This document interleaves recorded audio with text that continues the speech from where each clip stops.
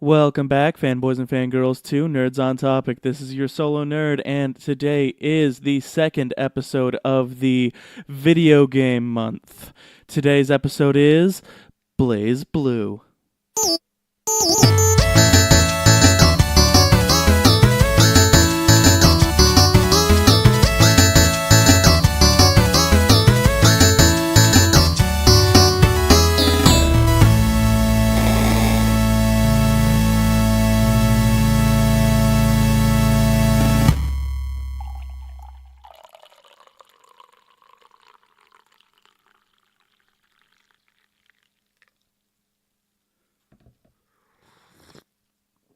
Ooh, warm, yum. Oh yeah, that's some good coffee right there. Mm. All right, so this is the second time I am sampling the PCH from Driftaway Coffee. Their dark chocolate toffee nutty flavor. A little bit of cream this time. Super good, super smooth.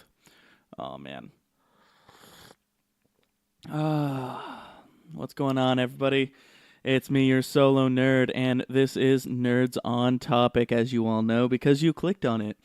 And this is another one of the wonderful topic episodes you all love.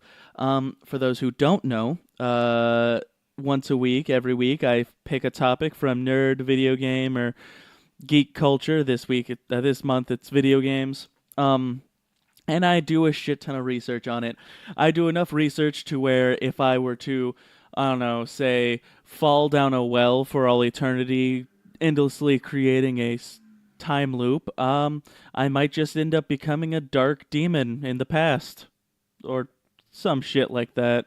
Oh, man. I really, really put a lot on my plate this week, guys. It is intense. Super intense. Oh man, like I'm gonna back off for a sec. I'm just gonna talk casually for a sec. I've been keeping up with Inktober, doing all my drawings. A little bit behind, like a day behind on that. Actually, gotta say, it's really hard to come up with a concept for precious. Following, that's easy. At least I think that's the next prompt. Following or leading or something. Let me check really quick. It is not that button. um so while I'm looking for this, I like you guys are amazing. I've been seeing downloads from all over the place and you guys have just been making me feel so great. I love seeing all you people out there, all you wonderful nerds listening and tuning in and learning. Now, if only I could get you all to comment. That would be amazing. If I could get you guys to start like engaging on the Facebook, I should probably make an actual group instead of just like the Facebook page, shouldn't I? I don't know. You guys can always message me to say if you guys want to make the group or if you want me to make the group. I don't know. So let's see. It was following. The topic for Inktober for the day that I should be drawing right now is following, and I already have an idea for it, which is easy. But precious. There's so many different things I could do, but like my mind keeps going friggin' back to either like Gollum from Lord of the Rings or what is it? A baby. I don't know because people think babies are precious, or like jewelry, like precious jewelry, precious metals. I think of precious metals a lot, which then makes me think of the metal men. Oh, I'm getting really off topic now, aren't I? Oh well. You guys don't actually expect me to stay on topic, do you? What do you think this is? Some kind of educational show? It's definitely not. I don't know why you're listening if you think this is some kind of educational show. This is just me doing research on things, then spouting it back out to you because I have nowhere else to talk to about. Okay, so, like I was saying, this is Blazblue. And not gonna lie, I have always called this series Blazblue because there's no E in it. Like, there is, but it's not where it should be. Like it's Blazblue, but that would be Blaz, not Blaze. But they pronounce it Blaze, so I'm going with that. If you ever hear me stumbling throughout the episode to say Blazblue, just know that is the reason. For those who don't know, Blazblue is a 2D anime inspired 1v1 fighting game. Wow, I don't know why that took me like more than a second to think about. Um, and it's very, very technical, but also has like very interesting, simplistic controls to it. Um, it was created originally back in 2008 by Arc System Works, and it was developed by game designer Toshimichi Mori, after the rights to Arc System Work, Arc System Works, other fighting 2D anime fighting game Guilty Gear. They lost the rights to it, and so they kind of designed Blazblue as a spiritual successor. Um, and that, like, in case they were not able to once again get the rights to Guilty Gear. But when they did get the rights back, the game had already become like a huge success and was very popular amongst their fans. So they decided to design both games at the same time. Though it kind of seems like, while looking at the release dates for both of them, that they gave a little bit more attention to Blazblue as opposed to Guilty Gear. Uh, okay, so let me give you guys a little bit of my background with Guilty Gear. I had first heard about the game back in 2010 when I was a senior in high school. I had my PSP, and like I had encountered a couple of other people who had PSPs, and I'm not gonna say my PSP was jailbroken, because why would I ever do such a thing? But I did happen to get the game somehow from a friend of mine who had said, "Oh, hey, dude, you need to check this shit out. It's awesome." And that was my first exposure to it. I'd really enjoyed the gameplay for it, and it was really fun. It was pretty simple. I picked it up, and I got okay with it. I wasn't great. I really loved this one character in the game though, Arakune, friggin' just a giant pile of goo. I'll talk about him later though. Super fun. Um, but yeah, like, so it's one of those few fighter games out there that I've actually like played and really enjoyed playing for more than like a couple of days. But yeah.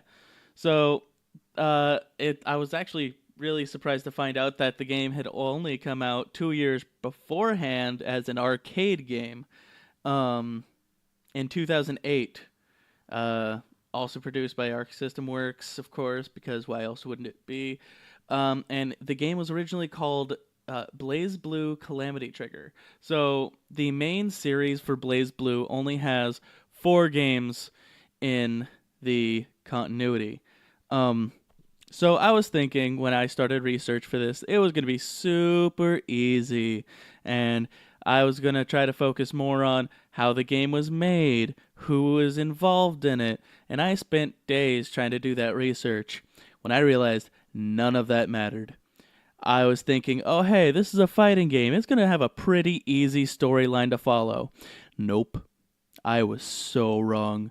I don't know how wrong. I still don't 100% know how wrong I was, because in the time I've been doing research for this, I still do not 100% comprehend the entire story. I had no time to actually play through the games because I don't have the systems for it anymore. And I had no access to them. I watched some Let's Plays that didn't finish them. I just kind of got an idea of it. I watched, like some of the story modes. I tried to write notes down for it, but it was so convoluted with time travel and alternate dimensions. And like, seriously, I think they go into literally the what's the word I'm looking for? simulation theory. Like, I think at one point everything is just ruled by a simulation. It is so friggin' crazy. Um, so the first game was Calamity Trigger. That came out in 2008. Then in the next year, also in arcades, um, they came out with Blazblue Continuum Shift, followed by uh, 2 years, 3 years after that, Blazblue Chrono Phantasma, and finishing up in 2015 with Central Fiction. Um, and yeah, no, like it all seems off the just from glancing at it super easy. Like, oh hey, this doesn't look like it'll have a complicated story. It's like pretty forward. Like it's got all your basic characters you'd see in something like this. It's got your standard hitters, your heavy hitters, got your kind of loosey goosey with the controls kind of character, your aggro, your control, that kind of stuff going on with it. But my god, I also found out there were 8 spin-offs for the game. 2 of them were 3D arena fighters. There was 2 visual novels.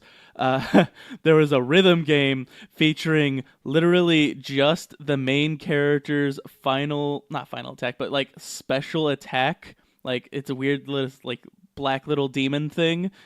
Um, there was a card battle game for iOS, and then the latest things are a 4-way series crossover fighting game, which I'll talk about in a sec, and that's I think just got released with like a shit ton of DLC already. I think it's total of $70 out the door. And then there's actually going to be an upcoming mobile game that's also a fighter. Oh, I know, that's a lot to go over. But that's not all. There's also a series of, light novels. There's a series of manga, and there's an anime.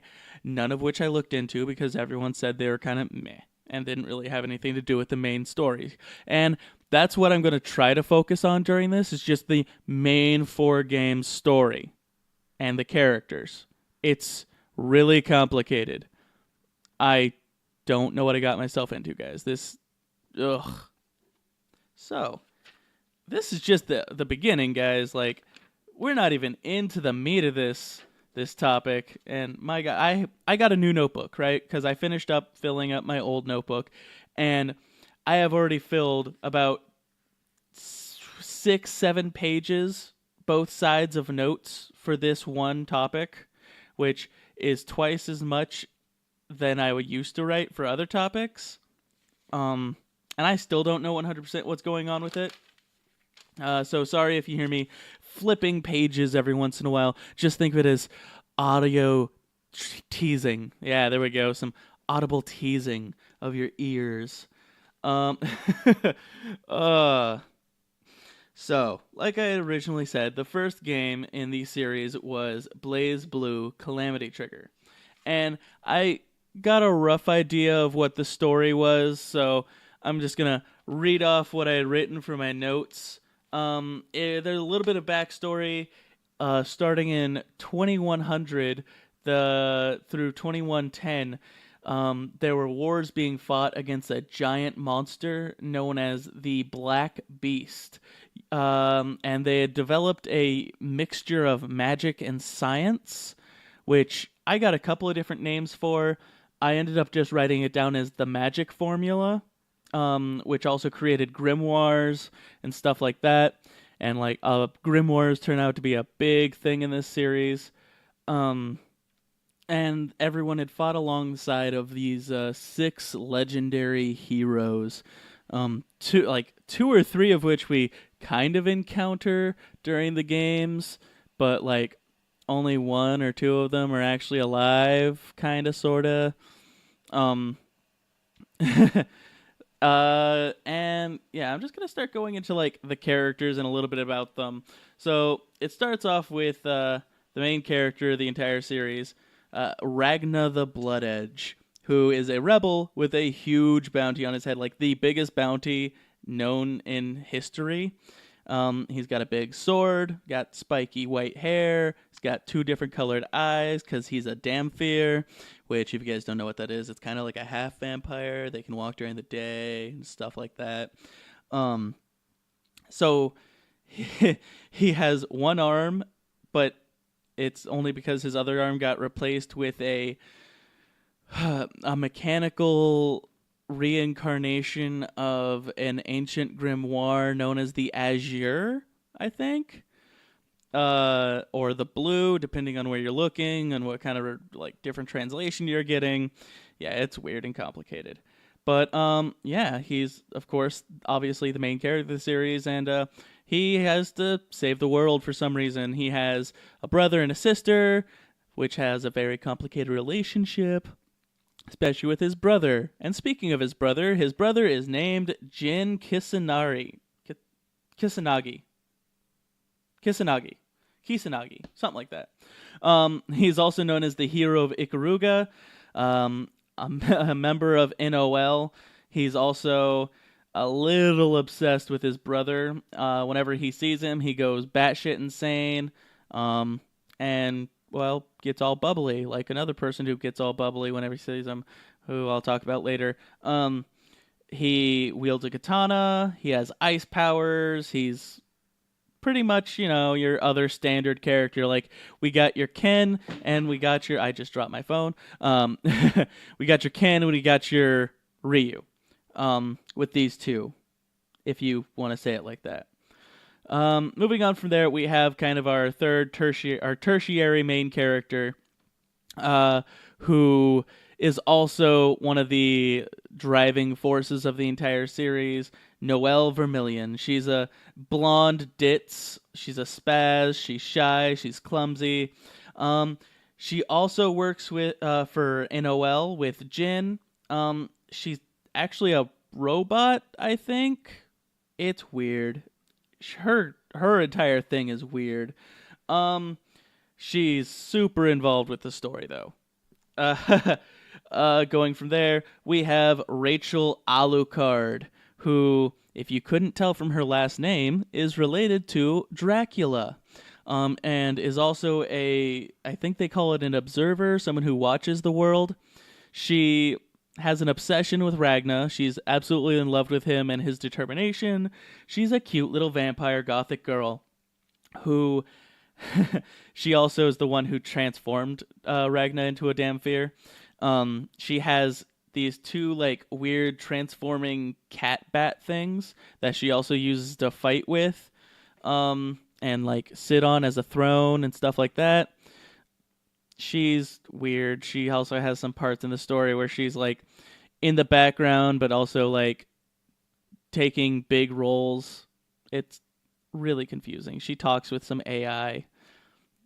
Yeah. Anyways, going on from there, we got Iron Tiger, who's a big muscle man red robot who originally died in the Civil War, I want to say, and was revived as a android for Sector 7, who is a science-based community who wants to kind of just do away with magic, I think. Or, I don't know. It's everything in this game is really weird and convoluted. Moving on from Tiger, we've got the fan favorite Tawakaka, who is a crazy-ass cat girl who wears this giant, like, really baggy white hoodie. You can't really see her face except for her eyes and her big-ass teeth. She's obsessed with food and only wants Ragna for money so she can buy more food. She's super adorable, a total like weirdo when she goes into fights, and also gives literally everyone she comes across a cute nickname, like Big Booby Lady and Good Guy and Raugna. Or is it? Yeah, Raugna. Yeah. She's fun. She's, I think, in literally every game, too. Unlike some of these people. Then there's Bang Shishigami, the obligatory ninja of the game. The hero of love and justice. He later he's kind of like an aloof character. Later on, he finds out that this nail he carries around as a weapon is actually super powerful. and is able to seal the abilities of something or like stop the mana flow of something or other. He ends up helping Ragna save the world. Then we have like some of my favorite characters like Lychee Fei Ling, um, Big Booby Lady, as Taokaki calls her, who is a scientist, doctor, and researcher for the Boundary, which the Boundary is kind of like this place in between worlds where creatures that we can't understand live, like, Cthulhu and shit like that. Like, it's home to the elder gods and the power source of the world. Um, uh, so she is researching the Boundary mostly so she can revive her transformed lover to his normal state, which has a very sad ending, which I will tell you about in a second, because now we get to Arakune, my favorite character, who is a giant sentient pile of goop. His real name is Lot Ray Charmaine.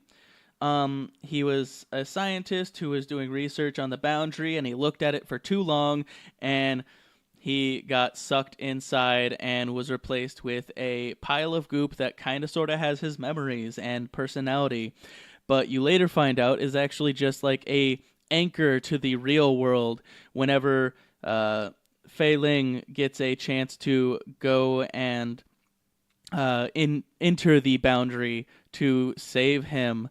He then gives her permission to kill him, but she can't. As she's about to do it, Mr. Bang Shishigami comes and knocks her out to save her the chance of doing it. So he kills Arakune for her.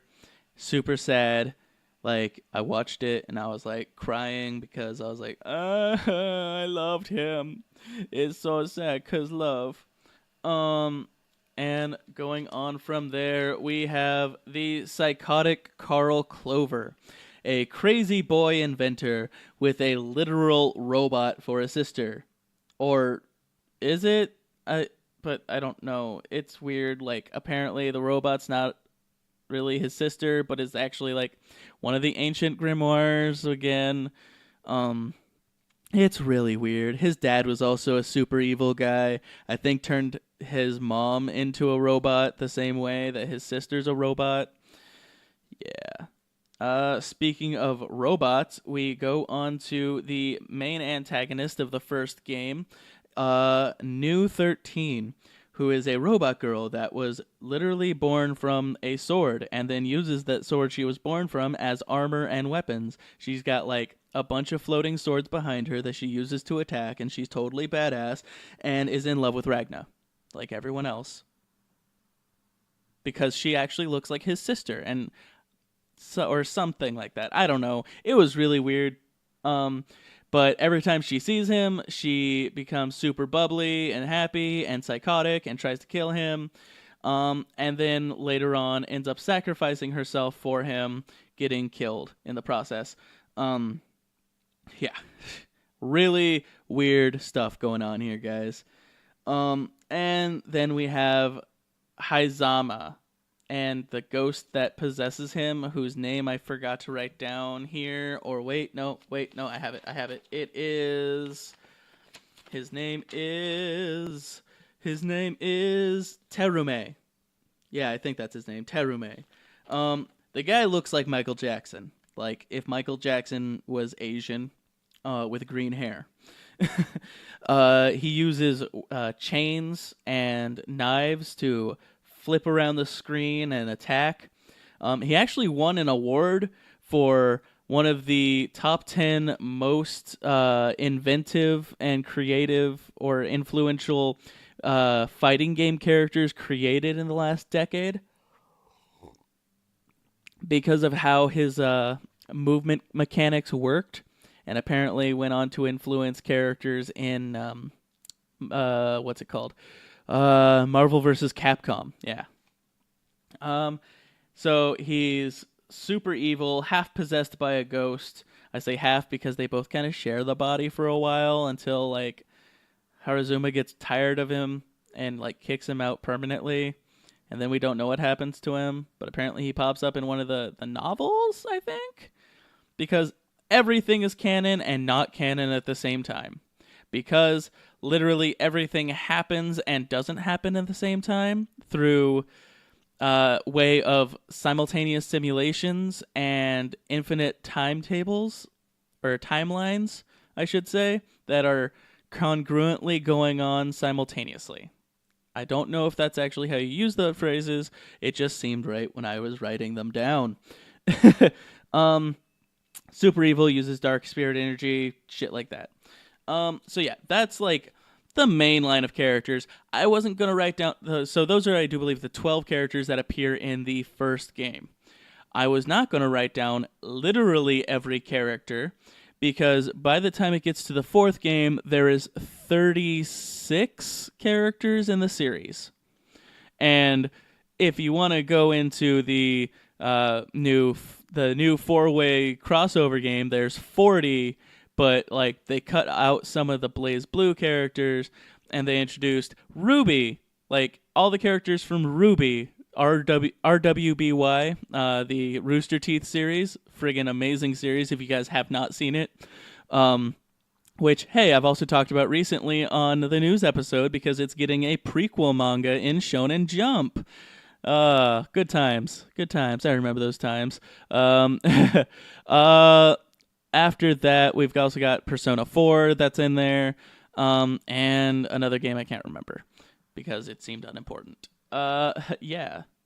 So, I don't know if I should really try to describe everything that happens throughout the games, because even the summaries for the games I was reading were extremely convoluted and had like multiple segments in it that referred back in time to other things that had possibly happened, and I didn't want to go into that.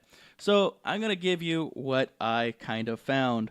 The first game takes place all in a single city, with Ragna just kind of strolling up on things and coming to destroy a kiln that was in the process of making New 13, which he wanted to prevent from happening.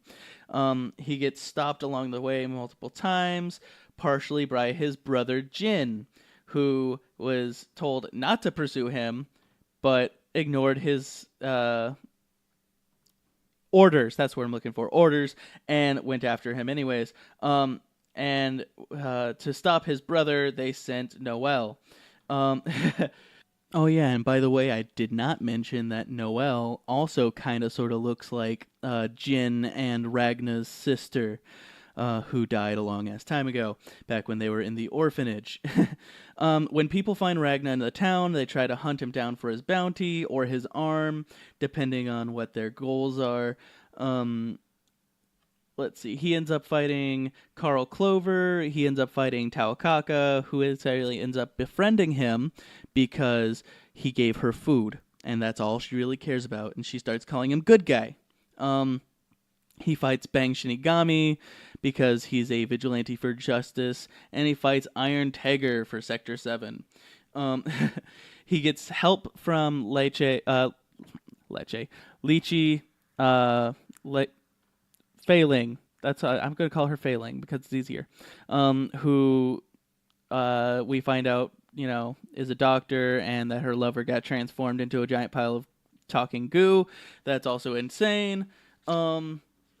After that, let's see what happens. He finds the legendary hero Hakume, who also turns out that Hakume is the spirit of his brother after being sent into the boundary and sent into a robotic body and then found by Sector 7 and then sent back in time so he could go fight the Dark Beast. Yeah, it's really weird.